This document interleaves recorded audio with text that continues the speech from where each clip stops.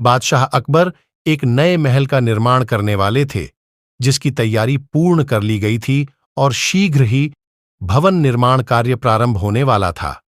लेकिन जिस जमीन पर नया महल निर्मित होने वाला था, वह एक विधवा स्त्री की थी। उसे वह जमीन छोड़ने के लिए विवश किया जा रहा था, लेकिन पूर्वजों की जमीन होने के कारण वह उस जमीन को छोड़ना नहीं चाहती थी। उसने बहुत मिन्नतें की, लेकिन उसकी कोई सुनवाई नहीं हुई।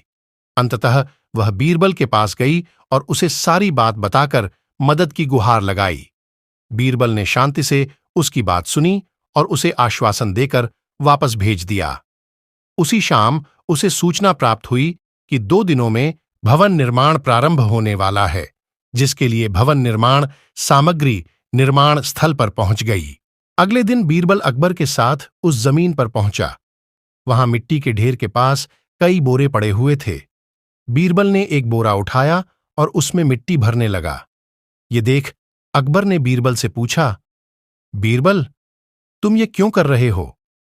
बीरबल ने उत्तर दिया, मैं अगले जन्म के लिए कुछ पुण्य कमाना चाहता हूं, इसलिए ये कर रहा हूं।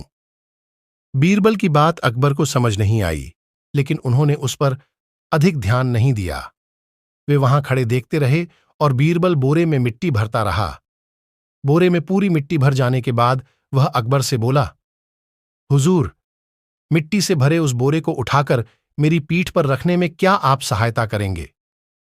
अकबर तैयार हो गए और झुककर बोरा उठाने लगे। वह बोरा बहुत भारी था। वे बोले, बीरबल, ये बोरा तो बहुत भारी है। तब बीरबल ने कहा, हुजूर सोचिए, यदि एक बोरे में भरी मिट्टी का भार इतना अधिक है, तो इस पूरी जमीन की मिट्टी का भार कितना होगा? आपको ये नहीं लगता कि इसका आपके जमीर पर जो बोझ आएगा वो बहुत अधिक होगा? ऐसे में जमीर पर इतना भारी बोझ लेकर क्या आप सुकून से जी पाएंगे? बीरबल की इस बात ने अकबर की आंखें खोल दीं। उन्हें अपनी गलती का एहसास हो गया। उन्होंने उसी समय निर्णय लिया कि वे उस जमीन पर नए महल का निर्माण नहीं करेंगे।